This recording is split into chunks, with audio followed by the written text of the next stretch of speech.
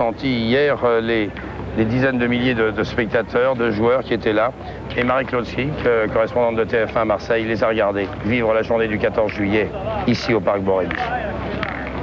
Pour un beau dimanche, ce fut un beau dimanche. Dans le Parc Borély écrasé de soleil, il n'y avait pas seulement les 6600 joueurs qui se pressaient, mais les familles et les amis venus soutenir ces as de la boule. En fin de matinée, déjà la moitié des joueurs étaient éliminés, mais pas une ombre d'amertume. On a failli gagner, mais on a perdu. C'est ma fille qui nous a vendus. Nous avons eu la chance de tomber contre M. Magnani, qui nous a fait que des carreaux. Que des carreaux. Que des carreaux. D'ailleurs, c'est le prix, c'est de la pétanque. Même cette équipe belge était malgré tout contente du voyage. Déçu du résultat, oui, mais enfin, pas de l'ambiance, pas de l'accueil, ça non. C'est un super tournoi, en tout cas, ça vaut le coup. Parmi les 3000 restants, certains ne doutaient de rien. Il y a 2 ans, le quart de finale, et c'était nous qui le gagné.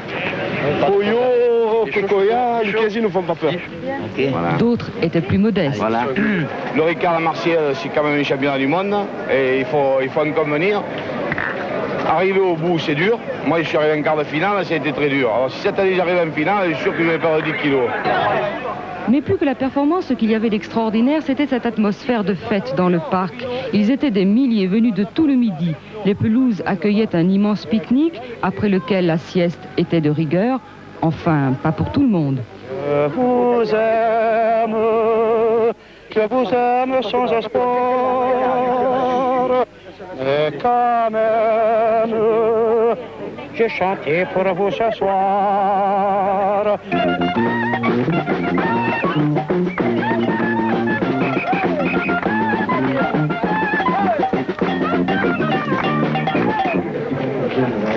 Dans cette grande kermesse de la pétanque, quelques chanteurs ont bien voulu à l'occasion jouer eux aussi une partie amicale. Zanini, Herbert Léonard et même Isabelle Périllou, qui envoyait sa boule à 2 mètres du cochonnet, fera mieux la prochaine fois. Mais allons plutôt rejoindre les vrais champions, par exemple Cocoyan le Marseillais, Lucchesi de Château-Renard et Foyo le Parisien, tous les 3 plusieurs fois vainqueurs du tournoi. Mais les artistes avaient affaire hier à forte partie.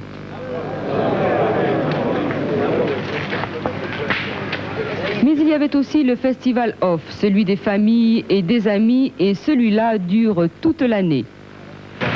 Et vous jouez au bobo? Moi, de temps en temps, quoi, tous les jours. De temps en temps, tous les jours, comme dirait certainement Henri Salvador. Et vous y jouez de temps en temps tous les jours, Eddie Barclay? Tous les jours sans exception, pendant la saison d'été, à Saint-Tropez évidemment. Ouais, qu'est-ce que ça vous apporte de jouer aux boules? C'est un délassement, une concentration. Moi ça m'amuse parce que d'abord je joue avec des artistes comme justement Henri Salvador ou avec de bons tireurs comme Partingo ou Bébert de Cagne ou Tini Elio qui sont vraiment des forts joueurs. Et c'est très excitant. Très excitant. On parlait d'amaigrissement tout à l'heure. C'est un effort sportif, vous avez l'impression? On arrive à faire quelquefois, si on joue quelques heures, 10 km par jour facilement, oui. C'est vrai. C'est une sorte d'effort. On le sent le soir d'ailleurs. Quand on rentre à la maison pour voir sa femme, on s'aperçoit que... Oui, c'est déjà très fatigant. C'est très fatigant. Ça vous a pris quand?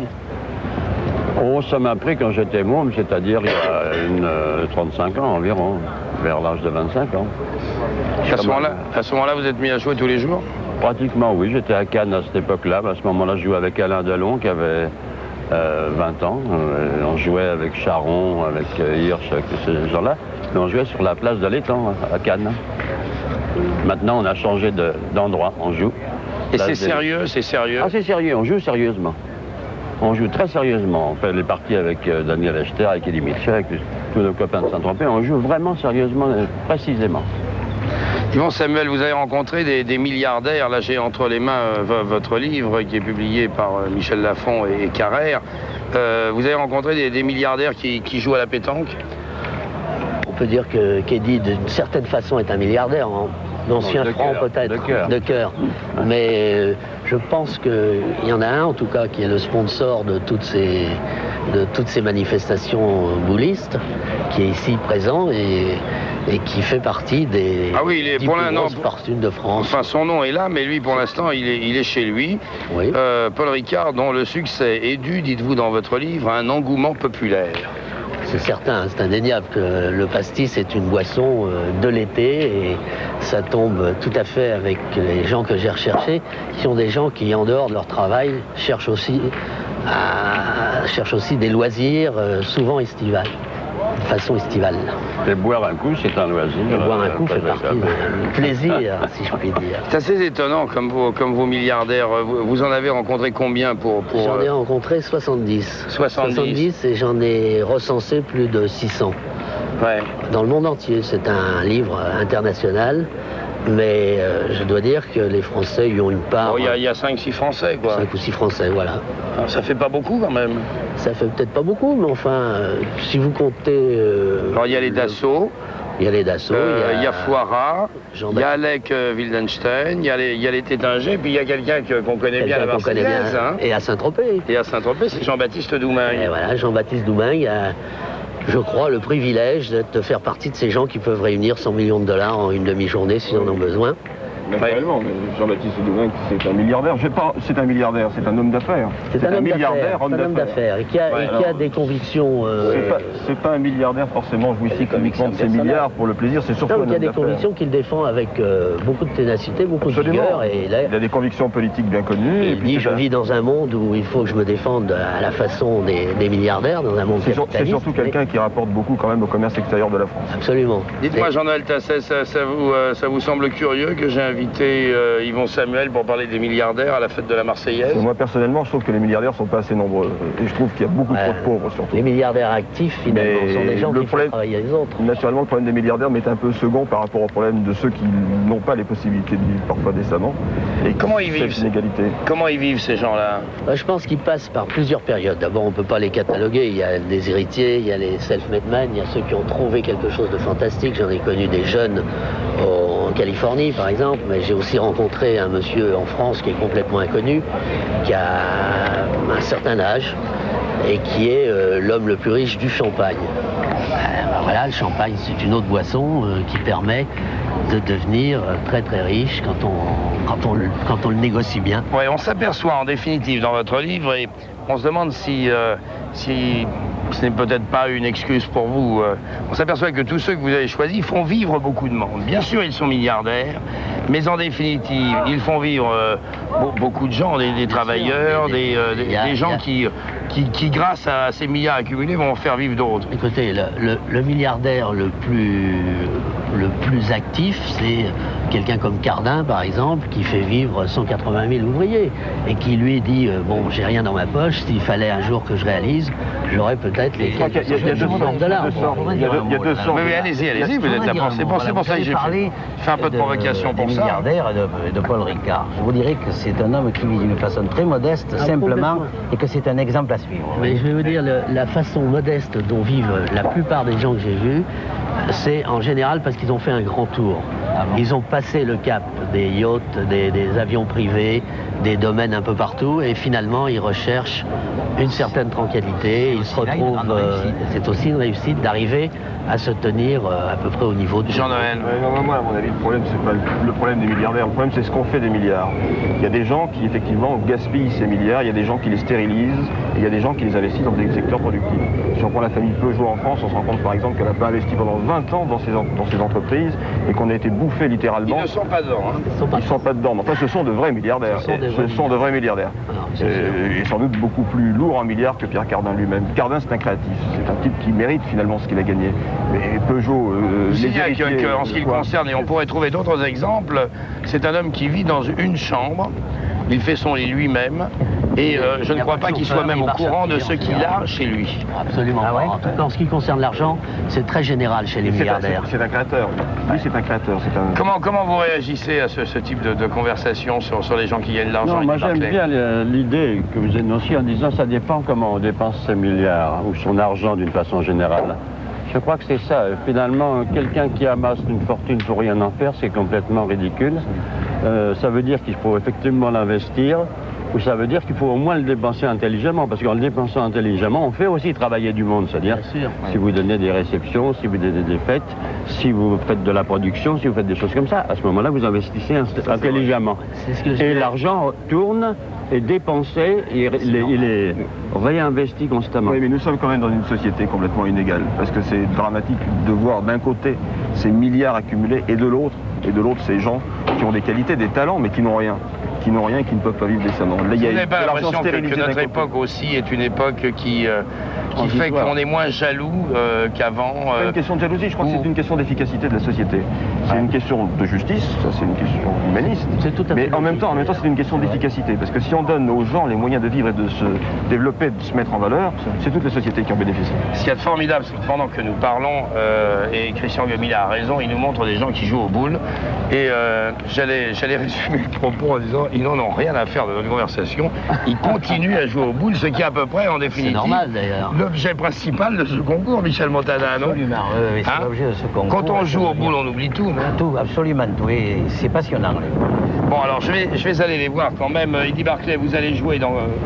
Oui, je joue avec Marco Folio. Vous allez jouer dans quelques instants avec Marco Folio, qui était des champions du monde. Et Milou le coiffeur. Milou, il y a tous les l'un des meilleurs au monde, absolument. Milou le coiffeur, c'est a cité Weber de Cagnes. Milou le coiffeur, c'est un Marseillais. C'est un monsieur très tranquille aux boules et qui est passionné aussi bien que ses ciseaux. Alors, je vais aller rejoindre la compétition vraie de ce mondial de la pétanque, parce que nous avons sur place le président de la Fédération française et internationale de boules, en quelque sorte le Philippe Chatrier de la boule. C'est Henri Bernard.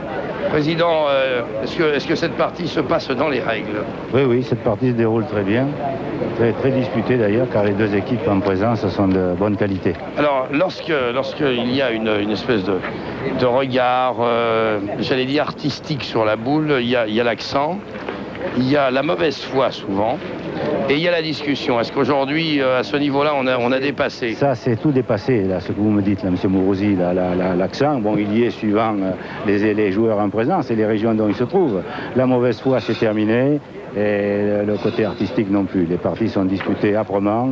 Le folklore que nous avions à la fédération a disparu, presque disparu.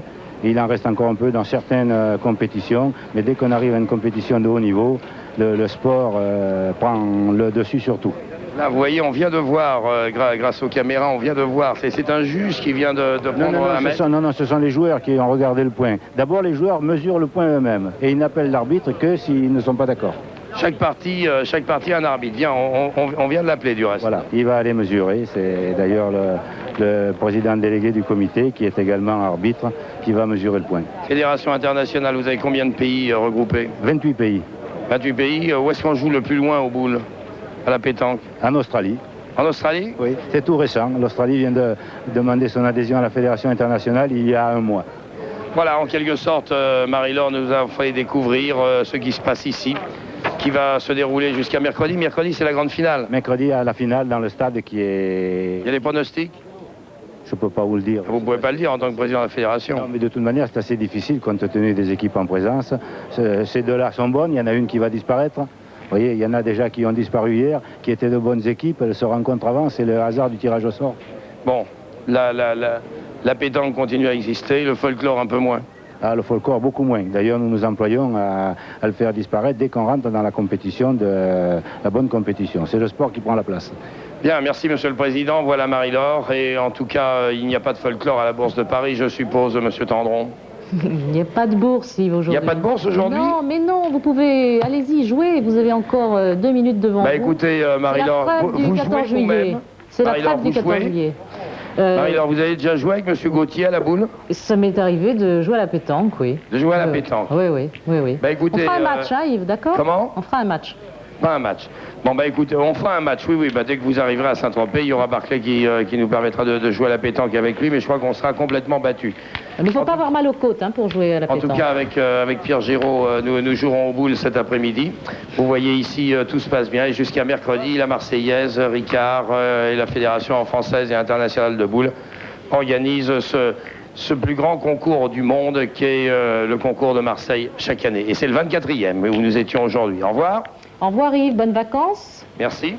À bientôt. Bon après-midi. Ce soir, c'est Claude Sérillon qui sera au rendez-vous du 20h. Et puis, Monsieur Vincenti pour le mini-journal. Demain après 11h. Bon après-midi, bon soleil. Jouez bien Yves. Hein.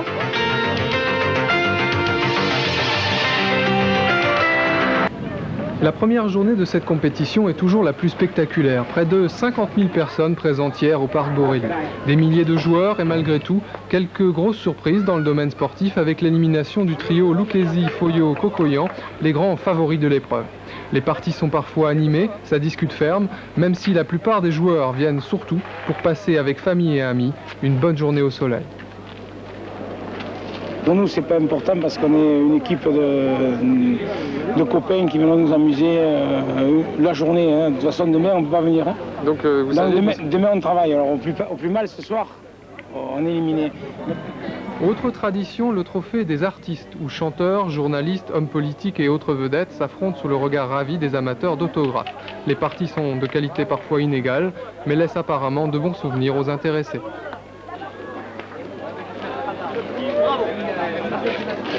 J'aime bien la Marseillaise, alors quand on m'invite, je viens jouer au boule. Cela dit, je joue 2 fois par an au boule, et encore.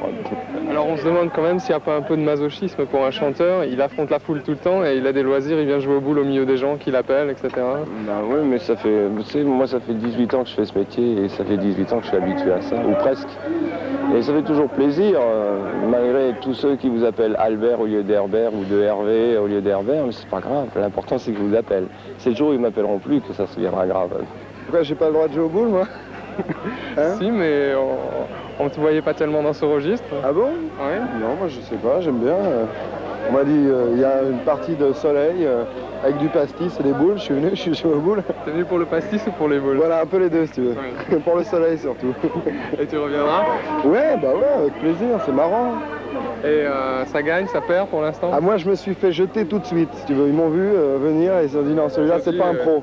Alors non, j'ai pas gagné. J'ai pas gagné, j'ai joué avec Zanini là. Le mec avec les moustaches et tout.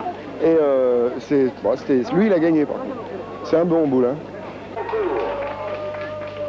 Je vous l'avais dit, je vous l'avais dit, je vous l'avais pas dit, je vous l'avais dit. Marcel, Julien Savage m'a dit que vous étiez un super joueur de boule. Eh bien, la preuve, je viens de le prouver à la seconde. Et vous êtes venu pourquoi? Pour gagner là? Évidemment, on vient toujours pour gagner. Hein, vous avez déjà gagné cette épreuve?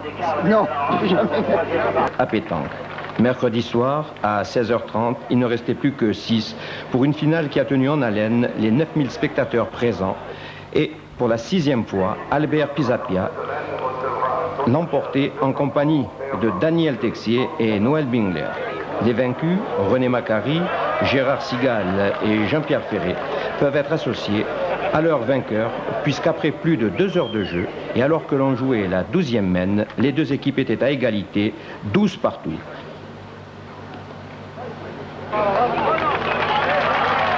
Finissant plus fort, l'équipe de Weber Pisapia, avec son remarquable milieu Daniel Texier, qui va d'ailleurs conclure sur cette phase, remporté pour la 6e fois cette importante compétition. Il égale ainsi le record des victoires de Jean Cocoyan. Nous reverrons sûrement ces 2 grands champions l'année prochaine.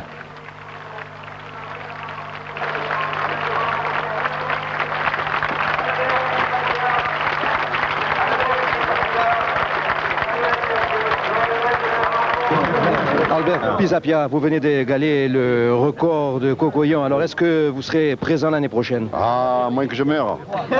À moins que je meure, autrement il sera là. Hein. La même équipe? La même équipe, il n'y a pas de problème. Cette partie a été dure quand même? Très difficile, très difficile. Ils ont pas mal joué, on a un peu bricolé, mais enfin, Daniel a très bien joué le milieu, Texier. Il a fait une très bonne finale. Voilà.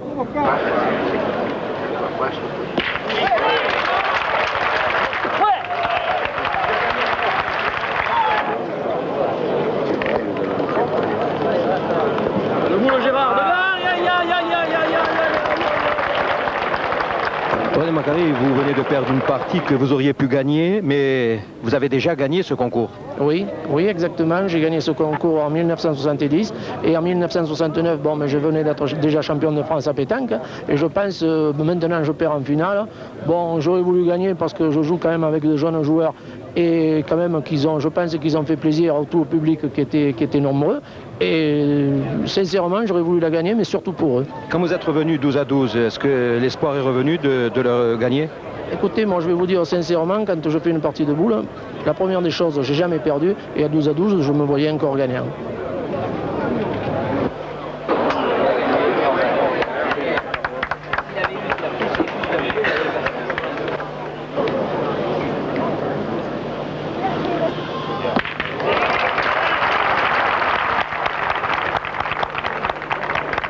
Patricia Mazel-Ricard, je vais vous poser une question. Est-ce que vous saviez qu'il existait un concours la Marseillaise Ricard?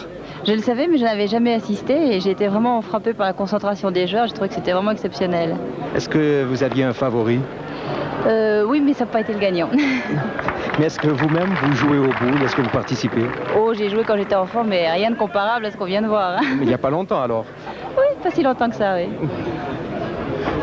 Et vous, est-ce que vous jouez au boule? Très peu, et à ce niveau-là, c'est fantastique. Bon, je vais vous demander comme à votre sœur, est-ce que vous aviez un favori? Est-ce que c'est le favori qui a gagné?